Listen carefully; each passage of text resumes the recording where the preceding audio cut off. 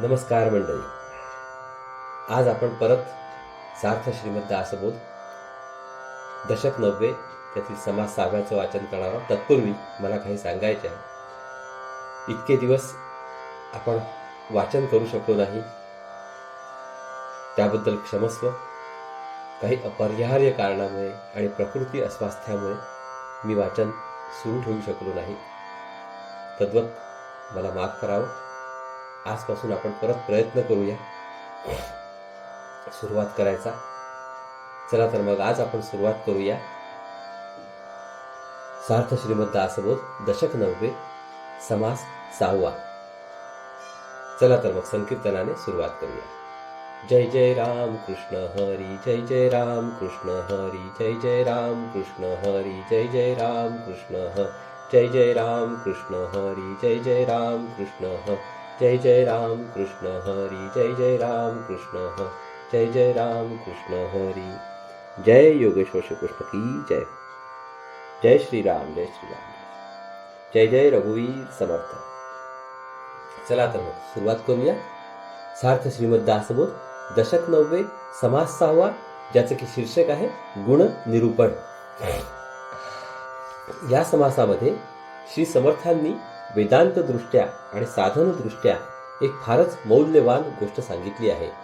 ती अशी की या संबंध चराचर विश्वाला जाणीव व्यापून आहे. सचेतन म्हणजे जिवंत प्राण्यांमध्ये जाणीव आढळते यात नवल नाही, परंतु अचेतन वस्तूंमध्ये देखील जाणीव असते असा वेदांताचा सिद्धांत आहे. संतांचा अनुभव सुद्धा असाच आहे. किंबहुना विश्वात सगळीकडे व्यापून असणाऱ्या जाणीवेची संवेदना अनुभवास येईल असे सूक्ष्म मन तयार करणे हाच परमार्थ साधनेचा प्राण आहे. ज्ञानी पुरुष सांगतात की हे सारे विश्व नामरूपांनी भरलेले आहे. प्रत्येक वस्तूला नाम आणि रूप अशी दोन अंगे असतात. रूप म्हणजे वस्तूचे बहिरंग, ते पंचभूतांचे विणलेले असून स्थूल असते. नाम म्हणजे वस्तूंचे अंतरंग, ते जाणीवमय व सूक्ष्म असून शक्तिमान असते. रूपामध्ये बदल होतो, परंतु नामामध्ये बदल होत नाही. अचेतन वस्तूंमध्ये जाणीव सुप्त अवस्थेमध्ये असते. सचेतन वस्तूंमध्ये जाणीव जिवंतपणे अनुभवास येते. जाणीवेतून जिवंतपणा आणि जिवंतपणातून मन प्रगट होते. वस्तूला अथवा प्राण्याच्या शरीराला जाणीव व्यापून राहते. त्याचप्रमाणे संबंध दृश्य विश्वाला व्यापून राहणारी व धारण करणारी मोठी जाणीव आहे. तिला हिरण्यगर्भ किंवा ओंकार असे म्हणतात. ऋग्वेदामध्ये असा मंत्र आहे, हिरण्यगर्भाः समवर्तत्ताग्रे भूतस्य जाताः पतिरेक आसीत. याचा अर्थ विश्व उत्पन्न होण्यापूर्वी हिरण्यगर्भ एकटाच होता, तोच सगळ्या विश्वाचा स्वामी आहे. मांडुक्य उपनिषद सांगते की ओ इति एतत् अक्षरम इदम सर्वम. याचा अर्थ आहे ओम हे अक्षरच हे सर्व विश्व आहे. आपण त्यास विश्वमन असे नाव देऊ. या समासामध्ये श्री समर्थांनी विश्वमनाचे वर्णन केले आहे. साधनाने साधकाची जाणीव देहाच्या बाहेर पसरते, ती सूक्ष्म बनत जाते आणि सर्व जीवांच्या जाणीवेशी समरस होऊ शकते. अशा रीतीने माणसाच्या जीवाला व्यापकपणा येऊन अखेर तो महान आत्मा म्हणजे महात्मा होतो. चला तर मग आता ओवी वाचनाला सुरुवात करूया. सार्थ श्रीमद दासबोध दशक 90 समास 6वा, गुणनिरूपण, गुणरूप निरूपण. श्रीराम, जय जय रघुवीर समर्थ. आकाश जैसे निराकार, तैसा ब्रह्माचा विचार, तेथे वायोचा विकार, तैसी मूळ माया. सचेतनात जाणीव इंद्रिय गोचर होते, तर अचेतनात ती इंद्रियांना दिसत नाही. सचेतन प्राण्यांपैकी माणसामध्ये जाणीवेचे पुष्कळ निर्मळ स्वरूप नजरेस पडते. ब्रह्मस्वरूप आकाशासारखे आहे. आकाशास आकार नाही, तसा ब्रह्मास पण आकार नाही. निराकार आणि निर्विकार आकाशामध्ये वायूची लहर येते. त्याचप्रमाणे निर्विकार परब्रह्मामध्ये मूळ माया उदय पावते. हे दासबोधी असे बोलिले, ज्ञानदशकी प्रांजळ केले, मूळ मायेत दाखविले पंचभूतिक. दासबोधामध्ये म्हणजे 7व्या दशकामध्ये हे प्रथम सांगितले. नंतर ज्ञानदशकात म्हणजे 8व्या दशकात ते अधिक स्पष्ट केले. मूळ माया आपल्या पोटात पंचमहाभूते घेऊन असते, हेही तेथे दाखवले. तेथे जाणीव तो सत्वगुण, मध्य तो रजोगुण, नेणीव तमोगुण, जाणीजे श्रोती. मूळ मायेमध्येच त्रिगुण सुप्त असतात. तेथे जाणीव तो सत्वगुण होय, तो ज्ञानमय असतो. थोडी जाणीव व थोडी नेणीव असे मिश्रण ज्यात असते तो मधला रजोगुण होय. रजोगुणात ज्ञान व अज्ञान यांचे मिश्रण असते आणि नेणीव तो तमोगुण होय. तमोगुण अज्ञानमय असतो. म्हणाल तेथे कैची जाणीव, तरी ऐका याचा अभिप्राव. पिंडी महाकारण देही सर्व, साक्षिणी अवस्था.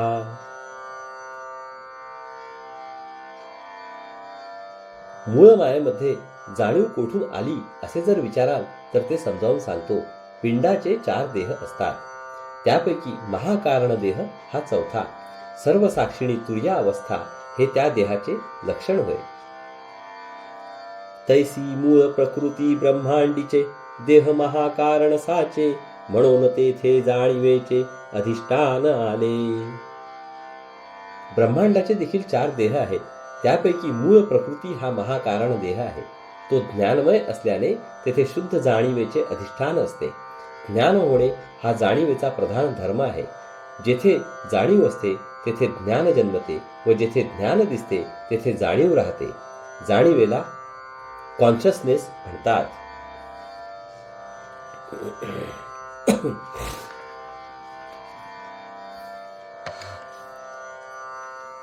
असो मूळ माये भितरी, गुप्त त्रिगुण वास करी. स्पष्ट होती संधी चतुरी, जाणावी गुणक्षोभिणी. मूळ मायेच्या पोटात सत्व, रज, तम हे 3 गुण गुप्तपणे वास करतात. गुणमाया प्रकट झाली की या 3 गुणांची साम्यावस्था भंगते. मग ते व्यक्त दशेला येतात. म्हणून गुणक्षोभिणी त्रिगुणांना व्यक्त दशेला आणणारी संधी आहे असे शहाण्यांनी ओळखावे. जैसा तृणाचा पोट राकळा, पुढे उकलो न होये मोकळा. तैसी मूळ माया अवलिया, गुणा प्रसवली. धान्याचे कणीस प्रथम बंद असते.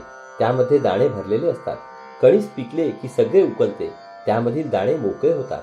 त्याचप्रमाणे मूळ माया आरंभी 3 गुणांना पोटात घेऊन असते.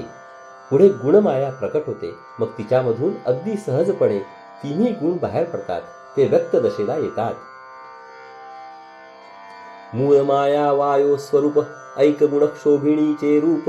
गुणविकार होताची अल्प, गुणक्षोभिणी बोलिजे. मूळ माया वायू स्वरूप म्हणजे शक्तिरूप असते. आता गुणक्षोभिणींचे रूप सांगतो. मूळ मायेमध्ये थोडासा गुणांचा विकार आढळला की तिला गुणक्षोभिणी म्हणतात. पुढे जाणीव मध्यस्थ नेणीव, मिश्रित चालिला स्वभाव. तेथे मातृकास ठाव, शब्द झाला. नंतर तिच्यामध्ये सत्व, रज, तम यांच्या मिश्रणाने विश्व निर्माण होण्याची क्रिया सहजपणे चालते. त्यामध्ये प्रथम 3.5 मात्रांचा ओंकार प्रकट झाला. यासच हिरण्यगर्भ किंवा शब्द ब्रह्म किंवा लोगॉस म्हणतात. संतांचे नाम हेच होय.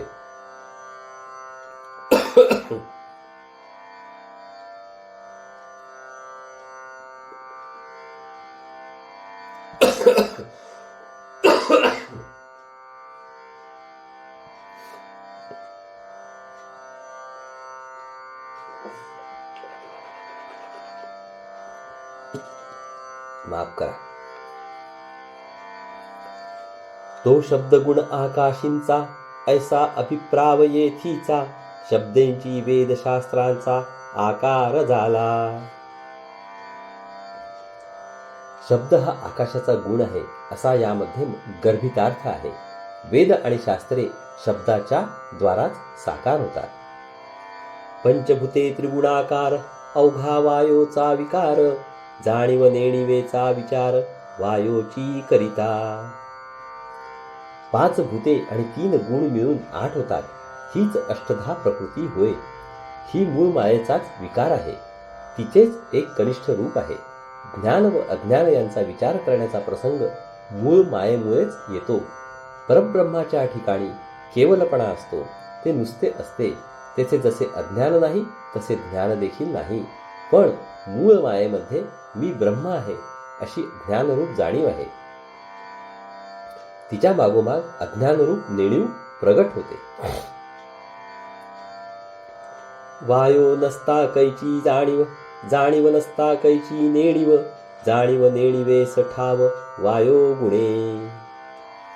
जर मूळ माया नसती तर परब्रह्माला स्वतःची ज्ञानरूप जाणीव झाली नसती.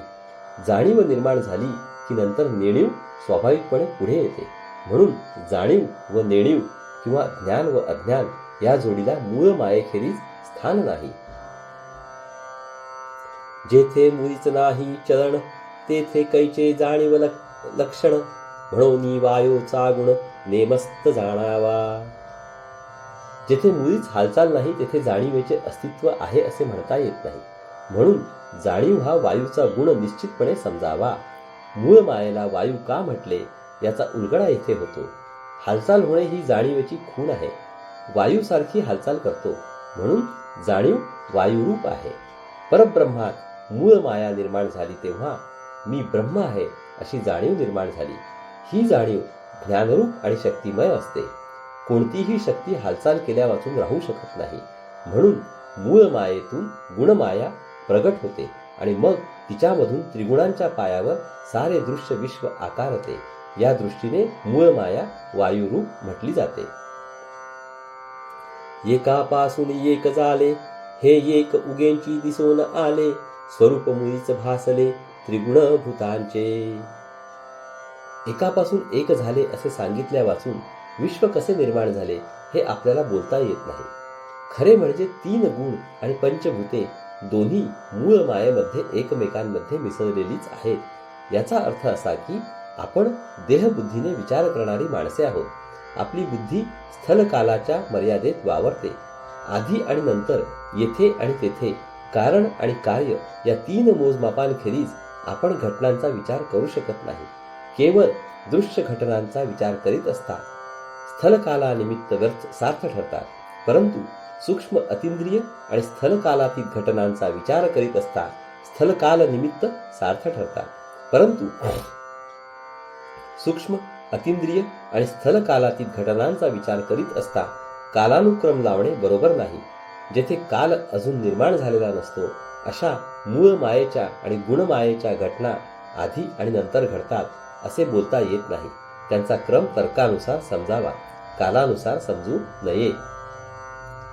ऐसा हा मुळींचा कर्दमू, पुढे स्पष्टतेचा अनुक्रमू, सांगता एकापासून एक उगमू, हेही खरे. मूळ मायेमधील पंचभूते आणि त्रिगुण यांच्या मिश्रणाची अवस्था अशी आहे. तेथे ती सूक्ष्म व एकरूप असतात. पुढे एकपणाचा अनेकपणा होऊ लागला म्हणजे 5 भूते आणि 3 गुण वेगळेपणाने अनुभवाला येतात. अनेकपणाचा क्रम सांगताना एकापासून दुसरे निर्माण झाले असे म्हणणे योग्य व बरोबर असते.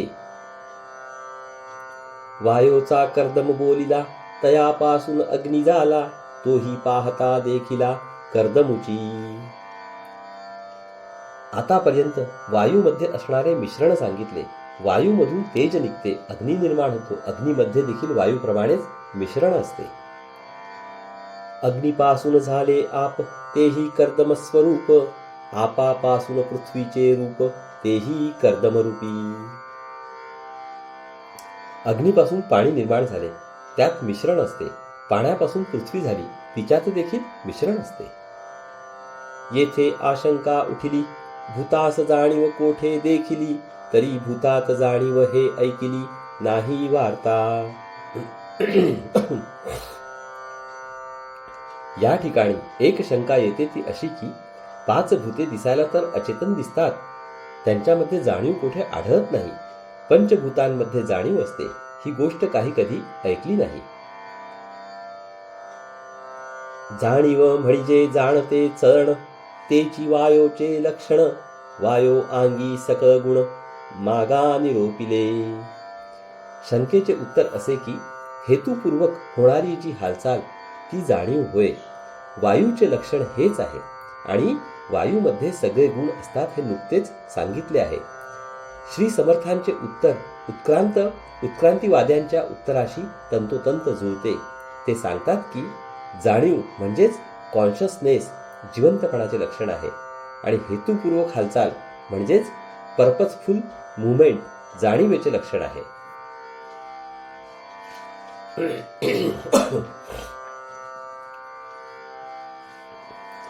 म्हणून जाणीव नेणीव मिश्रित अवघे चालिले पंचभूत, म्हणून या भूतात जाणीव असे.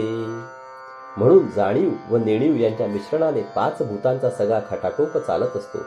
यावरून महाभूतांमध्ये जाणीव असते, यात संशय घेण्याचे कारण नाही. कोठे दिसे कोठे न दिसे, परिते भूती व्यापून असे, तीक्ष्ण बुद्धी करिता भासे स्थूल सूक्ष्म. जाणीव 5ही भूतांना व्यापून असते हे खरे, परंतु कोठे ती प्रगटपणे दिसते, कोठे ती दिसत नाही, इतकाच फरक आहे. तीव्र बुद्धीने विचार केला तर जाणीवेचे स्थूल आणि सूक्ष्म रूप बरोबर कळेल.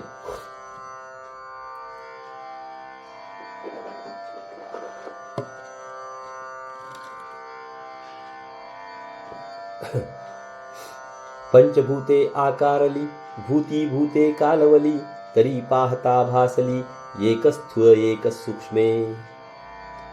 5 भूते जेव्हा आकाराला आली तेव्हा दिसायला ती वेगळी दिसू लागली, पण ती एकमेकात मिसळलेली किंवा कालवलेली असतात. त्यांच्याकडे पाहिले तर एक स्थूल दिसते आणि दुसरे सूक्ष्म दिसते. निरोध वायो न भासे, तैसी जाणीव न दिसे, न दिसे परिते असे भूतरूपे. वायू जेव्हा वाहत नाही तेव्हा तो आहे असे वाटत नाही. त्याचप्रमाणे जाणीव गुप्त असते तेव्हा ती दिसत नाही, परंतु ती दिसली नाही तरी भूताच्या अंतरी सूक्ष्म रूपाने असतेच. काष्ठी अग्नी दिसेना, निरोध वायो भासेना, जाणीव तैसी लक्षेना एकाएकी. लाकडांमध्ये अग्नी असून दिसत नाही, वायू वाहणे बंद झाले की असून भासत नाही. त्याचप्रमाणे जाणीवेचे अस्तित्व एकदम ध्यानात येत नाही. भूते वेगळाली दिसती, पाहता एकची भासती, बहुत धूर्तपणे प्रचिती ओळखावी. 5 भूते दिसायला वेगवेगळी दिसतात, पण सूक्ष्म विचाराने बघितले तर ती एकरूप आढळतात. या गोष्टीचा अनुभव मोठ्या चतुरपणे घ्यावा लागतो. विश्व निर्माण कसे झाले हे बरोबर ध्यानात येण्यास सूक्ष्म विचार लागतो. असा विचार केला की त्यामधील गुंतागुंती आपोआप उकलतात. ब्रह्मापासून मूळ माया, मूळ मायेपासून गुणमाया, गुणमायेपासून तया गुणास जन्म. विश्व निर्मितीची कथा अशी: परब्रह्मापासून मूळ माया झाली, मूळ मायेपासून गुणमाया झाली, गुणमायेपासून सत्व रज तम हे 3 गुण जन्मले.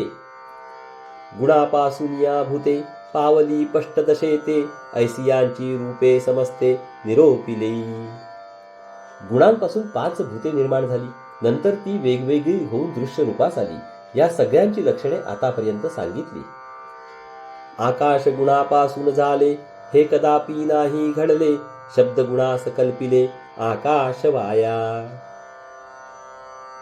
खरे म्हणजे 5 भूते आणि 3 गुण मिळून गुणमाया असते, म्हणून आकाश गुणापासून झाले असे कधीच घडत नाही. शब्दाला अधिष्ठान हवे, यासाठी उगीच आकाशाची कल्पना केलेली आहे. एक सांगता एकची भावी, उगीच करी गथा गोवी, तया वेड्याची उगवी कोणे करावी. एक सांगितले तर भलतेच काहीतरी समजतो, उगीच अर्थाचा घोटाळा करतो. अशा वेड्याची समजूत पटवणे फार कठीण आहे. शिकविल्याही कळेना, उमजविल्याही उमजेना, दृष्टांतेही तर्केना मंदरूप. त्याला नीट शिकवले तर कळत नाही, समजावून सांगितले तर समजत नाही. उदाहरणे व दृष्टांत देऊन सांगितले तरी त्यांचा बरोबर अर्थ करण्याची शक्ती त्याच्या बुद्धीत नाही. श्री समर्थांना येथे असे सांगायचे आहे की विश्वनिर्माण कथा हा अतींद्रिय विषय आहे. त्यातील कल्पना अत्यंत सूक्ष्म आहेत. त्यांचा थोडासा अंदाज यावा यासाठी दृष्टांताने बोलावे लागते. तरी त्यांचा अर्थ करताना दृश्याचा अर्थ करण्याची रीत तेथे वापरू नये. केवळ संकेताने अर्थ ध्यानात आणावा. भूताहुन भूत थोर, हाही दाविला विचार, परिभूताहून वडील स्वतंत्र कोण आहे. असो, 5 भूतांमध्ये एकापेक्षा एक थोर आहे, हाही विचार मांडला. याच अनुक्रमाने पंचभूताहून वरिष्ठ व स्वतंत्र कोण आहे असा प्रश्न येतो. जेथे मूळ माया पंचभूतिक, तेथे काये राहिला विवेक, मूळ माये परते एक निर्गुण ब्रह्म. जेथे मूळ मायाच 5 भूतांनी भरलेली आहे तेथे या प्रश्नाचा विचारच थांबतो. मूळ मायेच्या पलीकडे फक्त निर्गुण ब्रह्म तेवढे आहे. 5 भूते आपल्या स्थूल दृष्टीला जड व दृश्य भासतात, पण सूक्ष्म दृष्टीने पाहिले तर ती जाणीवेची रूपे आहेत असे कळते. जाणीव म्हणजे शक्ती, अर्थात या दृश्य विश्वामध्ये जिकडे तिकडे शक्तीचा संचार आहे, तिचा व्यवहार आहे. 5 भूते, 3 गुण आणि सगळे दृश्य पदार्थ शक्तीच्या हालचालीने होणाऱ्या घटना असतात. ही दृष्टी संपादन करून साधकाने जगताचा विचार करावा. यासाठी श्री समर्थांनी हा विषय सविस्तरपणे उकलून सांगितला आहे.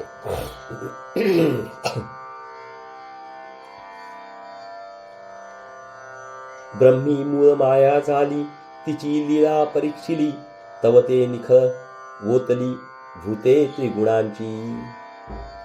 परब्रह्मामध्ये मूळ माया निर्माण झाली. हे अवाढव्य विश्व बनवण्याचा खेळ ती खेळते. या तिच्या लीलेचे सूक्ष्म निरीक्षण केले आणि खोल परीक्षण केले तर असे आढळते की ती निव्वळ 5 भूते आणि 3 गुण यांची मूस आहे. भूते विकारवंत चत्वार, आकाश पाहता निर्विकार, आकाशभूत हा विचार उपाधी करिता. 5पैकी 4 भूते म्हणजे पृथ्वी, आप, तेज आणि वायू यांना विकार आहेत. यांच्यामध्ये बदल घडतो. आकाश मात्र निर्विकार आहे. आकाशाला उपाधी आहे, मर्यादा आहे, म्हणून ते भूतांमध्ये गणले जाते. पिंडी व्यापक म्हणून जीव, ब्रह्मांडी व्यापक म्हणून शिव, तैसाच पहाही अभिप्राव आकाशाचा. जाणीव जेव्हा पिंडाला व्यापते तेव्हा तिला जीव म्हणतात. ती पिंडापुरती मर्यादित होते. जाणीव जेव्हा विश्वाला किंवा ब्रह्मांडाला व्यापते, विश्वापुरती मर्यादित होते, तेव्हा तिला शिव म्हणतात. आकाशाबद्दल देखील असाच विचार करायला पाहिजे.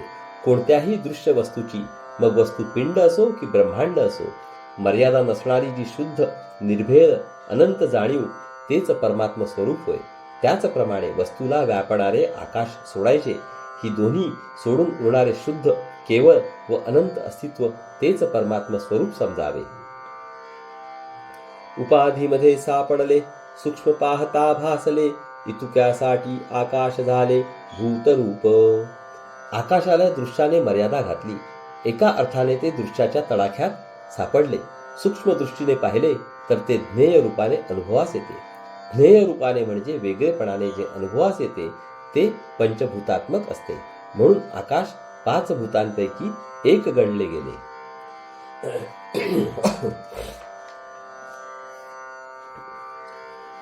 आकाश अवकाश तो भकास, परब्रह्म ते निराभास, उपाधी नसता जे आकाश तेची ब्रह्म. आकाश अवकाश रूप आहे म्हणून ते शून्यमय आहे. या शून्यत्वाला व्हॉइड म्हणतात. शून्य नाहीपणाने भासते, अनुभवास येते, पण परब्रह्म निराळेपणाने अनुभवास येतच नाही. तर्काने वर्णन करताना दृश्यासारखे ते नाही असे सांगावे लागते, पण ते काही शून्य नव्हे. त्याचे असणे पण कधीही लोपत नाही. दृश्यपणाची कोणतीही उपाधी नसणारे जे आकाश तेच ब्रह्मस्वरूप होय. जाणीव नेणीव मध्यमान हेची गुणाचे प्रमाण, येथे निरोपिले त्रिगुण रूपे सहित.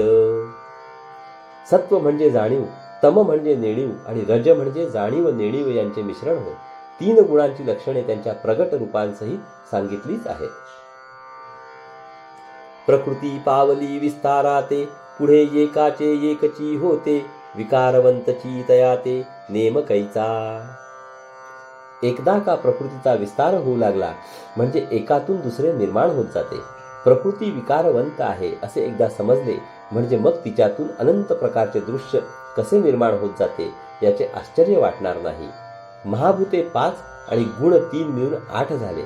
5 भूतांपैकी प्रत्येकाचा कमी जास्त भाग आणि 3 गुणांचे कमी जास्त प्रमाण ही दोन्ही मिळून अक्षरशः अनंत प्रकारच्या दृश्य वस्तू निर्माण होऊ शकतात. म्हणूनच या विश्वामधील विलक्षण विविधता पाहून माणूस थक्क होऊन जातो, त्याची बुद्धी कुंठित होते. काळे पांढरे मेळविता, पारवे होते तत्वता, काळे पिवळे मेळविता हिरवे होये. उदाहरणार्थ काळा व पांढरा रंग एकत्र मिसळला की त्यापासून पारवा रंग तयार होतो. काळा व पिवळा रंग एकत्र मिसळला की त्यापासून हिरवा रंग तयार होतो. ऐसे रंग नाना परी मेळविता पालट धरी तैसे दृश्य हे विकारी विकारवंत. अशा रीतीने रंगाचे मिश्रण केले तर मूळ रंग बदलतात आणि नवीन रंग तयार होतात. त्याचप्रमाणे मुळातच दृश्य विकारवंत असल्यामुळे त्यामध्ये बदल होऊन नवीन नवीन दृश्य वस्तू बनत जातात.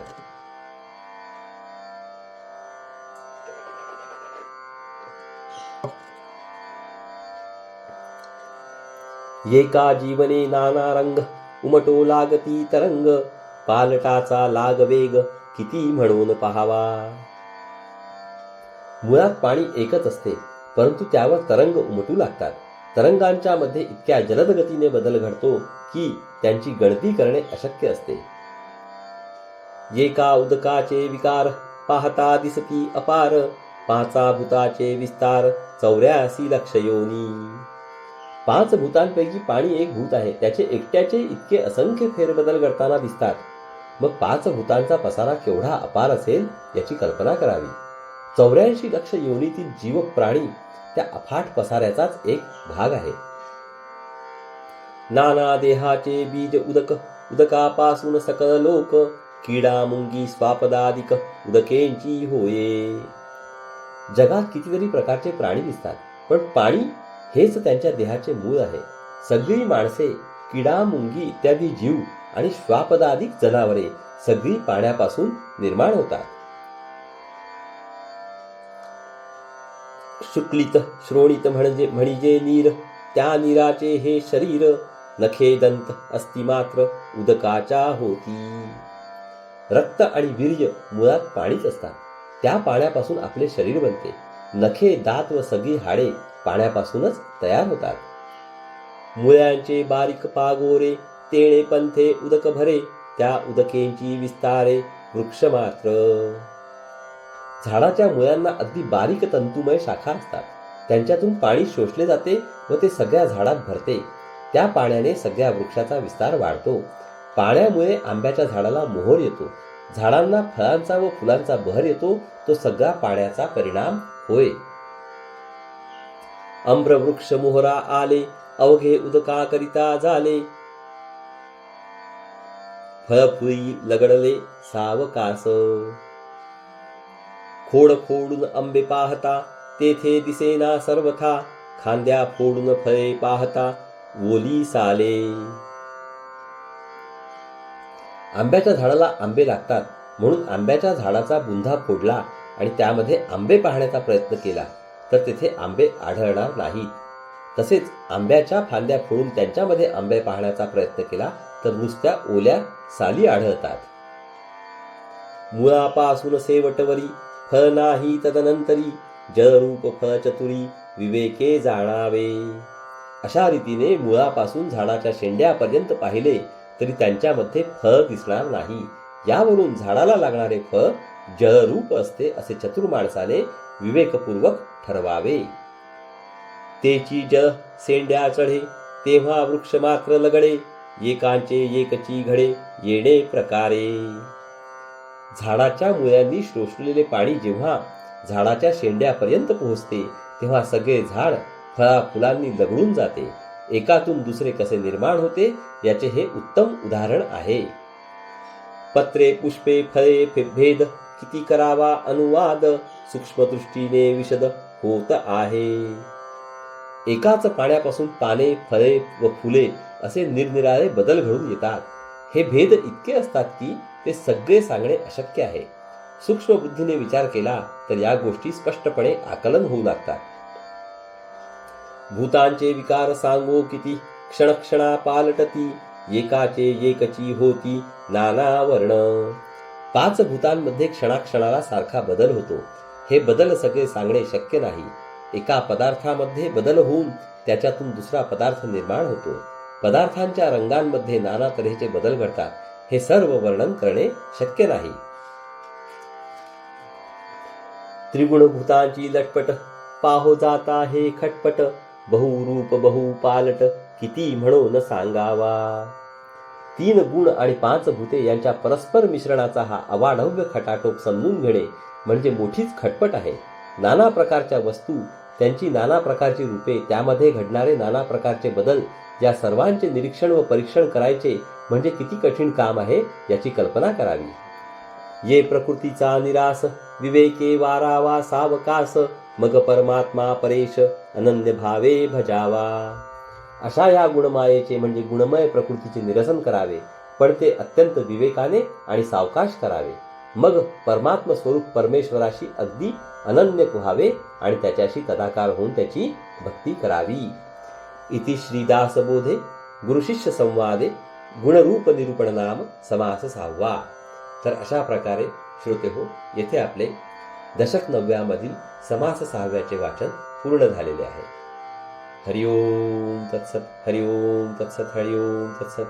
हरे कृष्ण कृष्ण कृष्ण हरे हरे, हरे राम राम राम हरे हरे, हरे कृष्ण कृष्ण कृष्ण हरे हरे, हरे राम राम राम हरे हरे, हरे कृष्ण कृष्ण कृष्ण हरे हरे, हरे राम राम राम हरे हरे, हरे कृष्ण कृष्ण कृष्ण हरे हरे, हरे राम राम राम हरे हरे, हरे कृष्ण कृष्ण कृष्ण हरे हरे, हरे राम राम राम हरे हरे, हरे कृष्ण कृष्ण कृष्ण हरे हरे, हरे राम राम राम हरे हरे, हरे कृष्ण कृष्ण कृष्ण हरे हरे, हरे राम राम राम हरे हरे.